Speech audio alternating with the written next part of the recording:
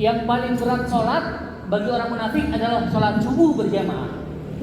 Sholat subuh paling berat memang, karena pahalanya paling gede. Pahalanya paling gede. Jangankan sholat subuhnya, sholat qobliyah subuhnya aja udah gede banget pahalanya. Sholat qobliyah subuh artinya apa? Sholat fajar. Kalau kita nih habis ajan, misalnya muadzin, habis ajan kan itu sholat tuh qobliyah subuh. Niatnya boleh usolli sunnata subuh qobliyah lillahi ta'ala, atau usolli sunnata fajri rakaat ini ada lillahi ta'ala. Boleh kedua tuh. Qobliyah sama fajar itu sama, sholat sunnahnya sama.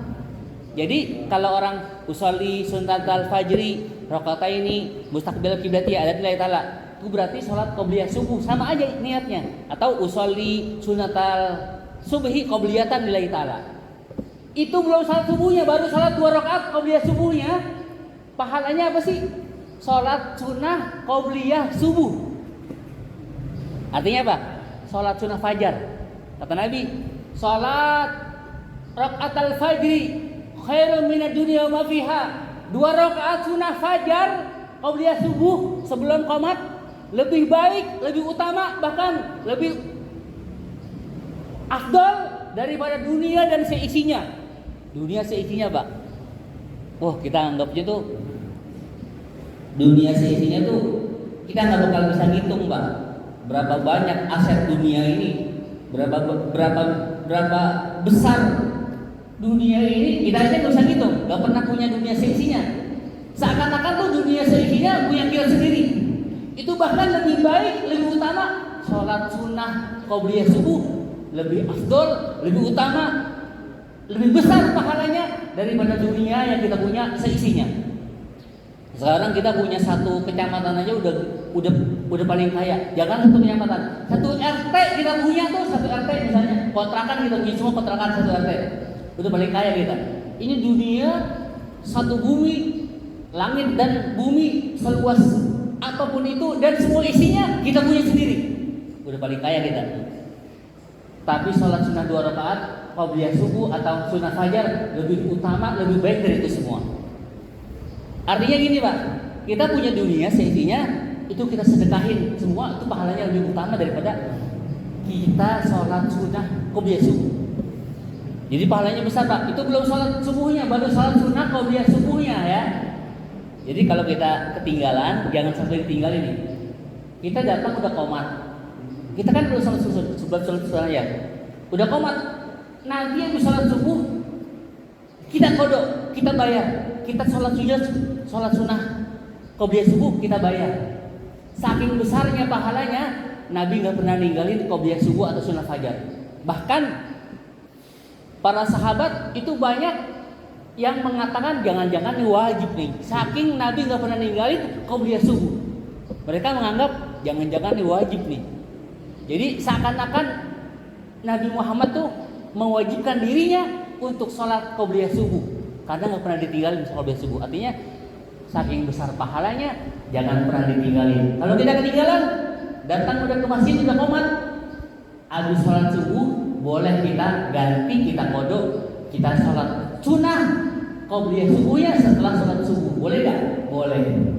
Karena batasnya tuh qobliyah subuh batasnya setelah sholat subuhnya habis.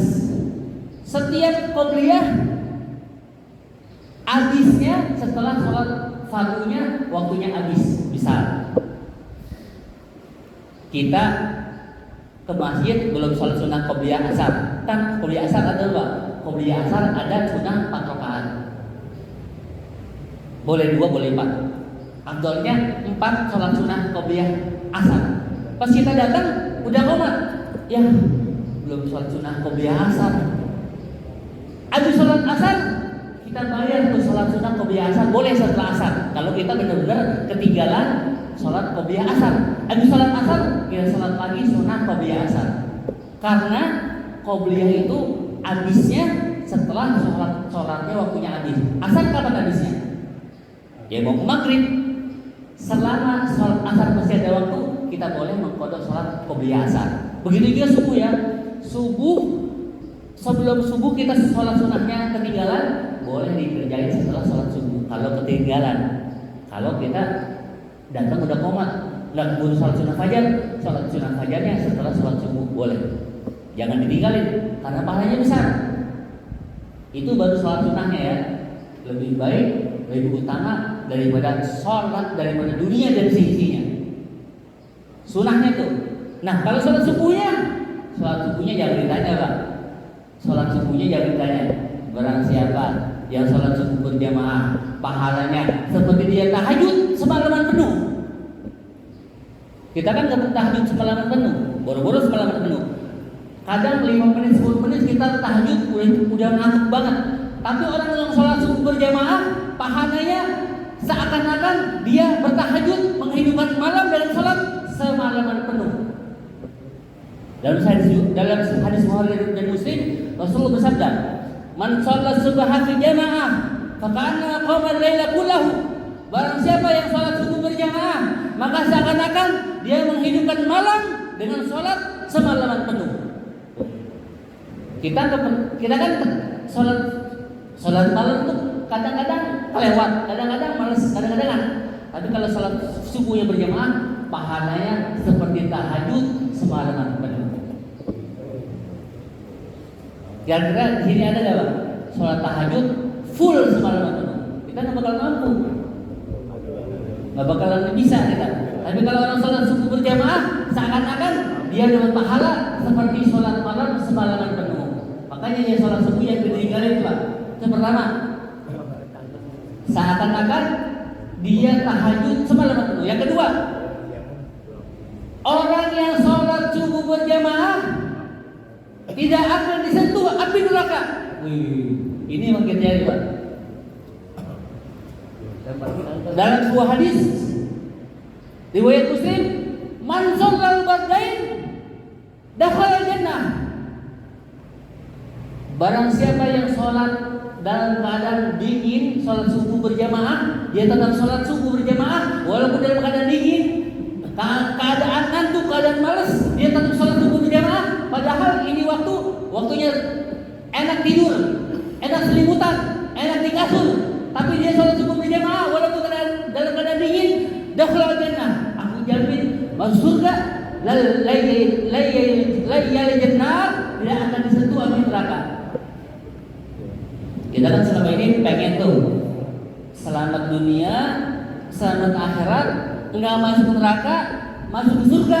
Kita pengen tuh. Caranya adalah jangan tinggalin sholat subuh berjamaah. Sholat zuhur mungkin kita kerja, waduh sibuk dah. Kita di kerjaan, kadang-kadang kita berjamaah, kadang-kadang. Alhamdulillah masih sholat. Sholat asar mungkin kita dalam perjalanan. Sholat maghrib mungkin kita pulang kerja kemalaman. Akhirnya sholat di rumah. Isya kadang kita ketiduran. Sholat subuh jangan sampai kegabah. Minimal Pak, sholat subuh berjamaah. Walaupun sholat yang lain kita kadang lewat berjamaah, kadang nggak berjamaah. Tapi jangan sampai tinggalin sholat subuh berjamaah. Karena jaminannya besar dari tadi. Pertama, tidak akan masuk neraka. Kedua, masuk surga. Ketiga, bebas dari sifat munafik. Karena orang munafik berat kerjain sholat subuh berjamaah. Dan yang keempat, orang yang sholat subuh berjamaah mendapatkan berkah dalam hidupnya. Karena Nabi yang doain, Allahumma barik ummati fi bukuriha. Ya Allah, Nabi yang doain kita Pak. Ya Allah, berikanlah keberkahan kepada umatku yang bangun sholat subuh pagi-pagi berjamaah. Dan yang keenam, orang yang sholat subuh berjamaah selamat dari kengkingnya setan. Tahu gak? Sebenarnya setan itu nungguin kita kalau sholat subuhnya tidak berjamaah, kita masih tidur. Itu setan kencingin kita Pak. Kencinginnya di mana coba? Di kuping. Nabi yang bilang, bukan saya bilang. Nabi pernah ditanya, wahai Rasulullah, bagaimana keadaan orang yang sholat subuhnya kesiangan? Kata Nabi apa? Dzakar rajulu bala syaitan fi dhirrihi. Kata Nabi, sesungguhnya orang tersebut telah dikenci setan di telinganya. Dzakar rajulu bala syaitan fi dhirrihi. Orang tersebut yang sholat subuhnya kesiangan, dia masih tidur, dia dikenci setan di telinganya. Jadi telinga kita ini sebenarnya agak-agak kotor Pak, budek, banyak kotoran. Itu sebabnya diantaranya apa sih? Setan kencing kita. Ada orang yang percaya, saya nggak percaya. Masa si setan bisa kencing? Masa si setan bisa kencing telinga dia? Banyak orang nih, apa-apa dilihat secara zahir. Maka para ulama mengatakan orang yang dikencingi setan, tandanya apa sih? Tandanya beringsang, ngamut, hari-harinya dilewatkan dengan gelisah. Jadi tuh hari tersebut nggak berkah baginya, sehingga hari tersebut hatinya nggak tenang, jiwanya nggak tentram. Orang tersebut dikencingi setan karena dia kasihan sholat subuh berjamaah. Itu yang keenam. Pertama dapat berkah, kedua dapat pahala tahajud, ketiga dimasukin surga, keempat diselamatkan dari neraka, kelima dapat berkah, dan keenam dapat pahala tahajud semalaman penuh. Dan yang ketujuh, orang yang sholat subuh berjamaah, kata Nabi apa? Dilindungi, dijaga dari apapun musibah dan bahaya. Nabi bilang dalam sebuah hadis Rasulullah bersabda, "Man shalla subha fi jamaah kana fi himmatillah hatta yusbi. Man shalla subha wa man shalla isya fi jamaah kana fi himmatillah hatta yusbi." Barang siapa yang salat subuh berjamaah, maka Allah akan jaga dia, Allah akan lindungi dia, Allah akan pelihara dia dari awal subuh sampai menjelang isya. Seharian penuh Allah jaga dia, Allah lindungi dia, Allah jamin, Allah jamin selamat. Hari-harinya yang dilewatin di hari tersebut, dia selamat, dijaga, dilindungi, dapat jaminan dan asuransi dari Allah.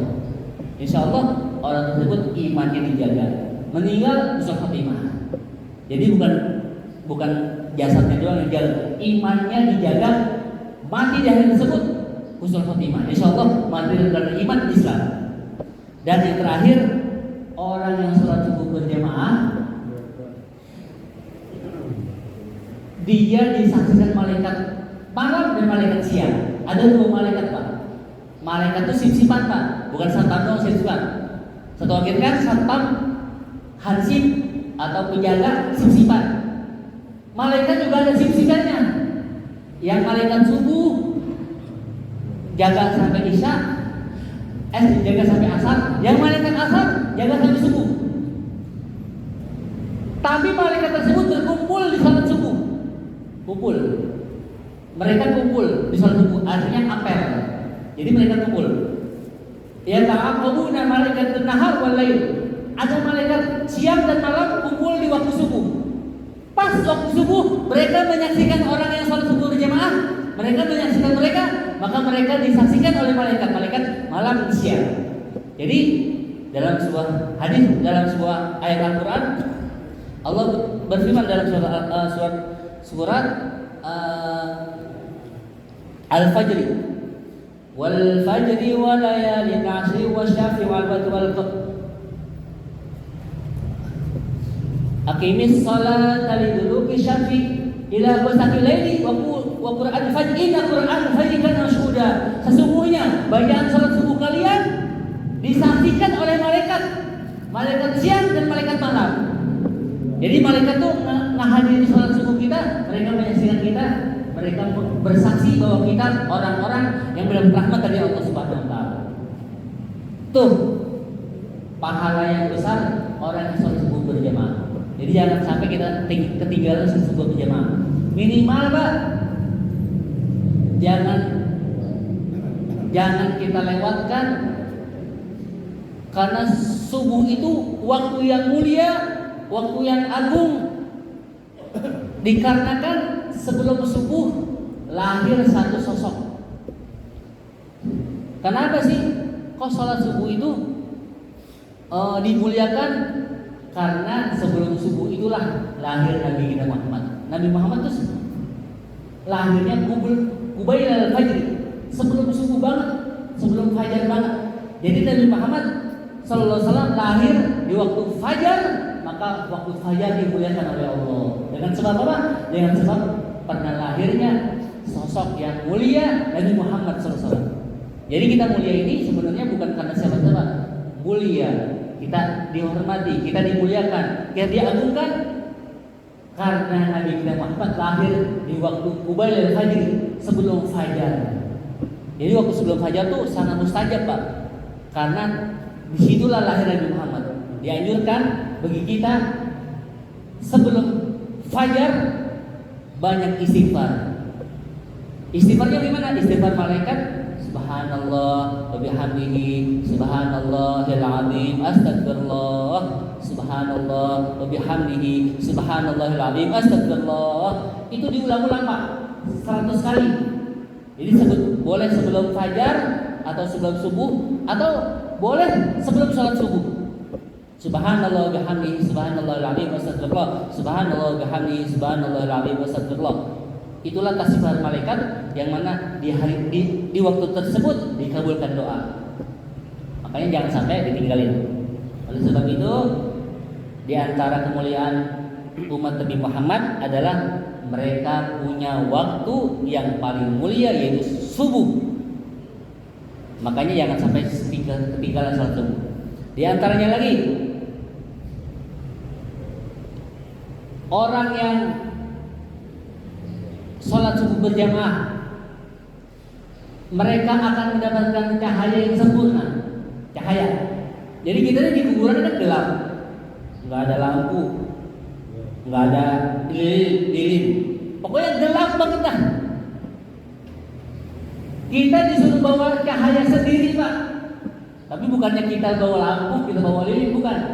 Cahaya tersebut kita dapatkan dengan sholat subuh berjamaah. Boleh dah dibuktikan. Kalau nggak percaya, kita masuk ke kuburan sempit, engap, gelap, serem.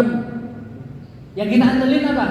Kata Nabi, Basyiril masya'ina fi dzulabil masajid binuri tabi yaumil qiyamah, kata Nabi.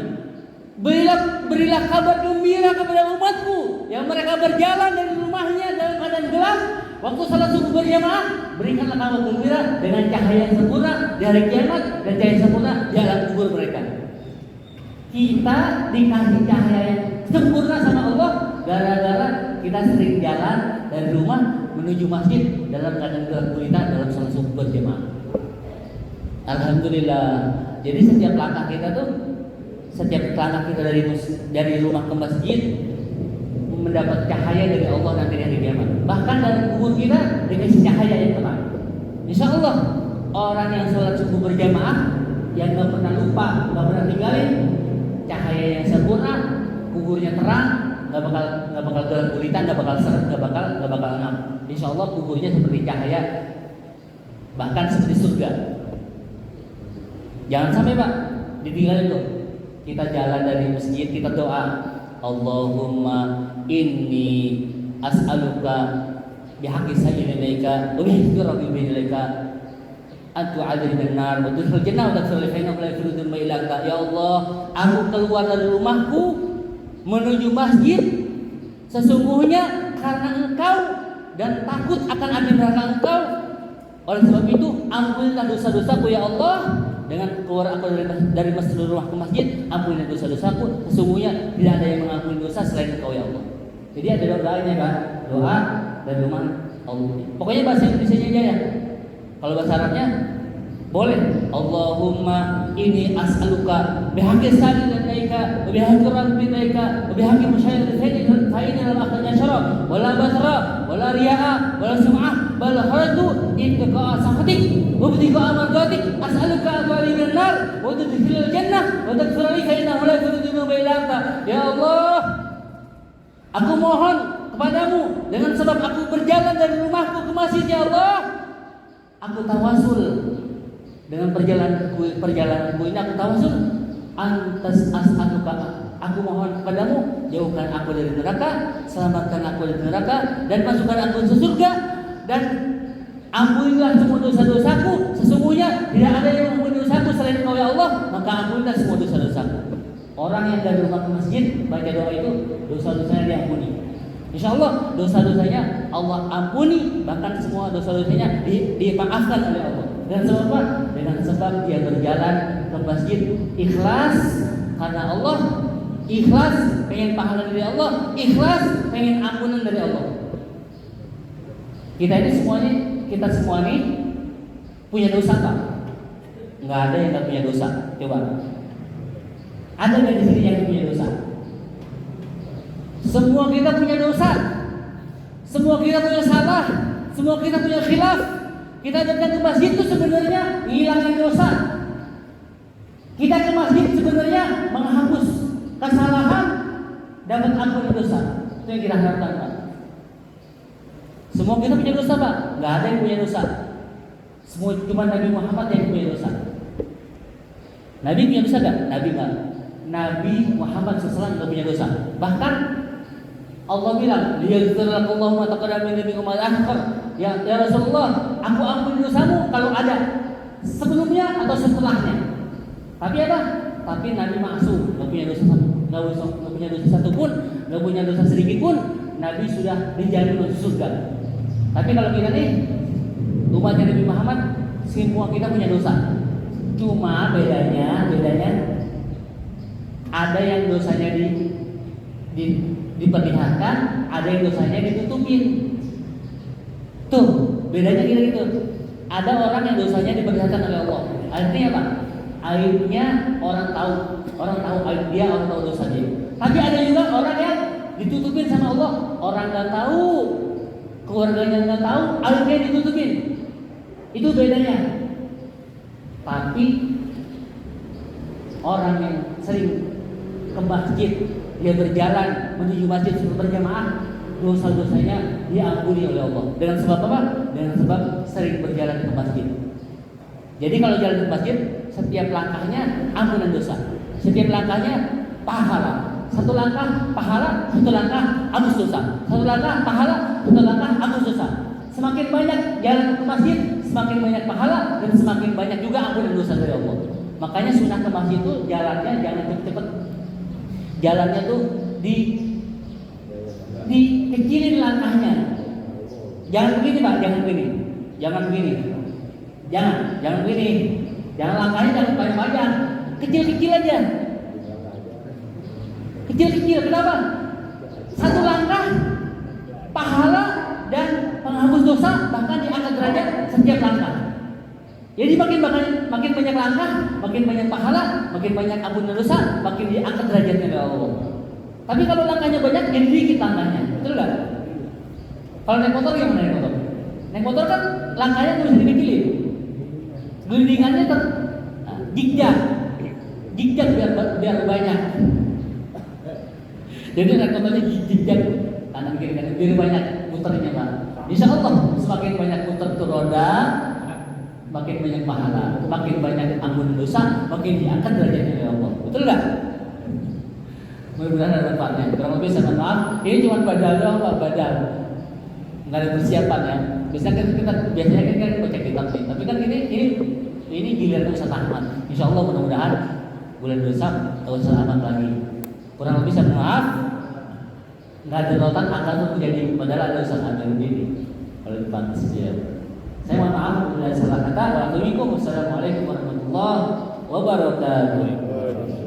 Tapi kalau dia mau nanya silakan. Kalau dia belum ngerti belum paham, dan silakan. Ala hadiniyah wa la kulli sallallahu alaihi nabi al-Fatihah. A'udzu billahi minasyaitonir rajim. Bismillahirrahmanirrahim. Alhamdulillahirabbil alamin. Iyyaka na'budu wa iyyaka nasta'in. Bismillahirrahmanirrahim. Alhamdulillahirabbil alamin. Ala sayyidina Muhammadin wa ala alihi ajma'in. Allahumma rabbana bima 'allamtana rabbi a'limna alladhi yanfa'una rabbi faqina faqirna wa faqirna wa qarrabna fidina. Allahumma inna bihudak wa ja'alna min sadiqina wa la tu'alina sadiqa wa la tu'alina baraka wa sa wa hasbunallahu wa ni'mal wakeel. La haula wa la quwwata illa billahil rabbil zidni 'ilma wa zidna fahma. Wa sallallahu ala sayyidina Muhammadin wa ala alihi wasallam. Subhana rabbika rabbil 'izzati 'amma yasifun wa salamun alal mursalin walhamdulillahi rabbil alamin. Jadi mohon maaf nih Pak kalau kecepatan, karena satu kendala saya ini setelah sakit stroke ini lidah masih belibet, jadi lidah masih belibet kalau ngomong cepat, jadi belibet-belibet. Karena saya ngomongnya cepat, tambah belibet. Ya, maaf kalau